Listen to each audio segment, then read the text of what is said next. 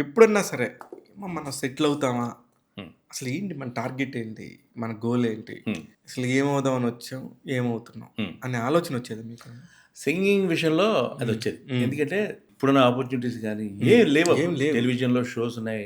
ఆ టైంలో సింగర్స్ అంటే చెన్నయ్యే. హ్మ్. ఇప్పుడు ఇంకొక ఆలోచన కూడా ఉండేది కదా ఎవరికి. ఎస్‌పీబీ గారి వాయిస్ తప్ప ఇంకొకరు పాడించాల్సిన అవసరం లేదు. అసలు మీరు ఇంకో పేరు కూడా వినటానికి లేదు వినిపించేది కదా! అందుకని మహానుభావుడు వాళ్ళకి ఎవరికి ఏం కావాలో అది ఇచ్చేసేవారు ఆయన. హ్మ్. ఒక 100% కావాలి అనుకుంటే 200% ఇచ్చే వ్యక్తి ఆయన. అయిన సో, అలాంటి వ్యక్తిని కాదని వీళ్ళు కొత్త వాళ్ళ దగ్గరికి ఎక్స్పెరిమెంట్‌లు చేయాలని ఎవరికి ఉంటది? పెద్దగా ఉండదు ఎవరికిని. సో, ఆ భయం ఉండిపోయింది అలాగా. ఇంకా మన సింగర్‌గా ఇక్కడ సస్టైన్ కాలేము, అవకాశాలు రావు అని ఫిక్స్ అయిపోయాను బేసిక్‌గా. అందుకే ఈ డబ్బింగ్స్‌లో బిజీ ఉండేవాడిని. హ్మ్. అప్పుడు టీవీ సీరియల్స్‌లో మళ్ళీ యాక్టింగ్ మొదలైంది. అదే టైంలో లక్కీగా యాంకరింగ్ అవకాశం వచ్చింది నాకు. తను యాక్చువల్‌గా చెప్పాలంటే టెలివిజన్‌లో నాకొక కెరియర్‌ని బిల్డప్ చేసిన వ్యక్తి అతను. ఇప్పుడు 'జీకే మోహన్' అంటే అసలకి ఎంత నిజంగానే ఆయన కూడా ఎదిగిన తీరు. అయ్య బాబోయ్!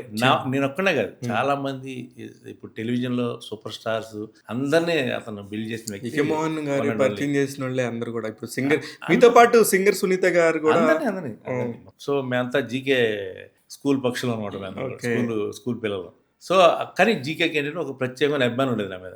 టెలివిజన్‌కి జీకే, సినిమాకి పూరి. వీళ్ళిద్దరు గాడ్ ఫాదర్స్ అనమాట.